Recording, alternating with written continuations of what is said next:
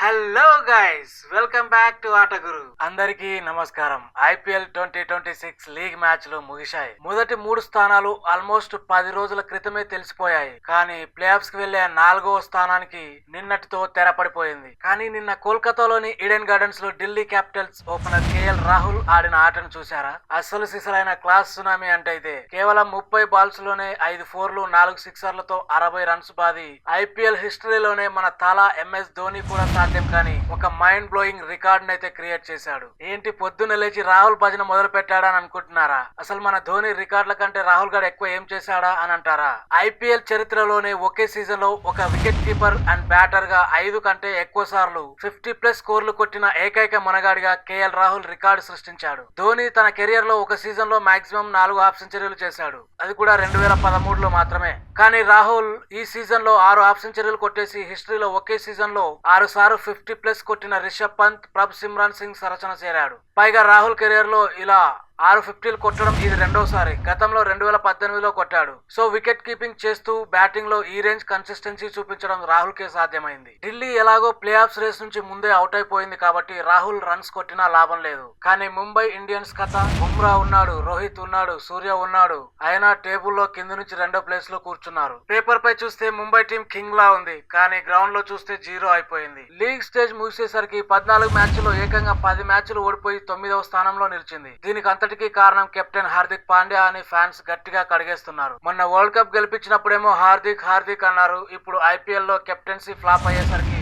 అంతా హార్దిక్ మీదే నెట్టేస్తున్నారు. కెప్టెన్ గా హార్దిక్ దారుణమైన టాక్టికల్ మిస్టేక్ చేశాడు. పైగా పర్సనల్ గా కూడా ఫెయిల్ అయ్యాడు. బ్యాటింగ్ లో 10 మ్యాచ్ల్లో కేవలం 206 పరుగులు చేశాడు. బౌలింగ్ లో కేవలం 4 వికెట్లు తీసి ఏకంగా 12 ఎకానమీతో రన్స్ సమర్పించుకున్నాడు. కెప్టెన్ ఇలా ఆడితే టీం ఎలా గెలుస్తుంది చెప్పండి? ప్రెస్ కాన్ఫరెన్స్ లో బ్యాటింగ్ కోచ్ కిరణ్ పొలార్డ్ కూడా మేము మళ్ళీ కూర్చొని మాట్లాడాలి, మా గాయాలు మేమే మాన్పుకోవాలి అంటూ నెక్స్ట్ సీజన్ కి హార్దిక్ కెప్టెన్సీ మార్చేలా పెద్ద హింట్ అయితే ఇచ్చేశాడు. కానీ నిన్న జరిగిన రాజస్థాన్ తో మ్యాచ్ లో సూర్యకుమార్ యాదవ్ ఒంటరి పోరాటం చేస్తూ ఒక రికార్డ్ అయితే నమోదు చేశాడు. ముంబై 38 రన్స్ కే 4 వికెట్లు కోల్పోయి తలడిల్లుతున్నప్పుడు స్కై వచ్చి 32 బాల్స్ లోనే హాఫ్ సెంచరీ కొట్టి రెస్క్యూ చేశాడు. ఈ ఇన్నింగ్స్ తో ముంబై ఇండియన్స్ ఫ్రాంచైజీ తరపున 4000 రన్స్ పూర్తి చేసుకున్న రెండో బ్యాటర్ గా సూర్య చరిత్ర సృష్టించాడు. అంతకంటే ముందు కేవలం రోహిత్ శర్మ 6432 పరుగులతో ఈ మైల్ స్టోన్ రీచ్ అయ్యాడు. పొలార్డ్, సచిన్, రాయుడు లాంటి వాళ్ళకు కూడా ఇది సాధ్యం కాలేదు. ఇక్కడ సూర్య 4000 కొట్టి చరిత్ర సృష్టించాడు. మరి మన హిట్ మ్యాన్ రోహిత్ శర్మ నిన్న మళ్ళీ డకౌట్ అయ్యాడు. నిన్న రన్ చేసింగ్ లో ఫస్ట్ ఓవర్ లోనే జోఫ్రా ఆర్చర్ బౌలింగ్ లో రోహిత్ 4 బాల్స్ ఆడి 0కే అవుట్ అయ్యాడు. దీని వల్ల ఐపీఎల్ హిస్టరీలోనే అత్యధిక సార్లు డకౌట్ అయిన ప్లేయర్ గా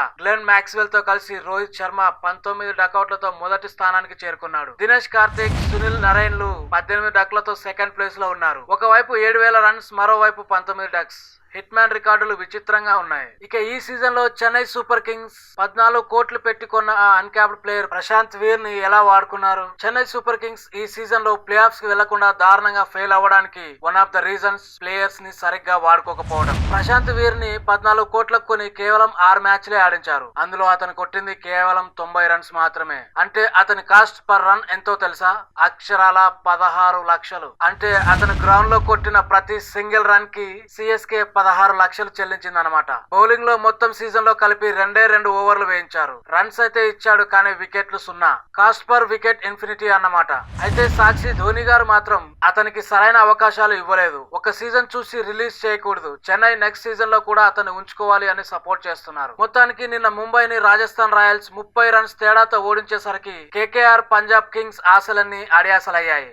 రాజస్థాన్ రాయల్స్ నిన్న గెలవడంతో 16 పాయింట్లతో అఫీషియల్ గా 4వ ప్లే ఆఫ్ బెర్త్ సాధించేసింది. దీంతో కేకేఆర్, పంజాబ్ అఫీషియల్ గా అవుట్ అయిపోయాయి. ఇక ప్లే ఆఫ్ షెడ్యూల్ చూసుకున్నట్లయితే మే 26 మంగళవారం రోజున క్వాలిఫైయర్ 1 ఆర్సీబీ జీటీ ధర్మశాలలో ఆడుతుంది. ఇందులో గెలిచిన టీం డైరెక్ట్ గా ఫైనల్ కి వెళ్తుంది. ఇక మే 27 బుధవారం eliminator match SRH versus RR Mullanpur లో ఆడుతుంది. ఇందులో ఓడిపోయిన టీం ప్యాకప్ చెప్పేసి ఇంటికి వెళ్లాల్సి ఉంటుంది. ఇది ఐపీఎల్ 2026 లీగ్ స్టేజ్ ముగింపు ప్రస్థానం. కేఎల్ రాహుల్ రికార్డ్ మీకు ఎలా అనిపించింది? అలాగే మే 26న జరగబోయే క్వాలిఫైయర్ 1 లో ఆర్సీబీ గెలుస్తుందా లేదా గుజరాత్ గెలుస్తుందా? కామెంట్స్ లో చెప్పేయండి. వీడియో నచ్చితే లైక్ చేయండి, షేర్ చేయండి, మన ఛానల్ ని సబ్స్క్రైబ్ చేయడం అస్సలు మర్చిపోకండి. Thank you very much for being with us.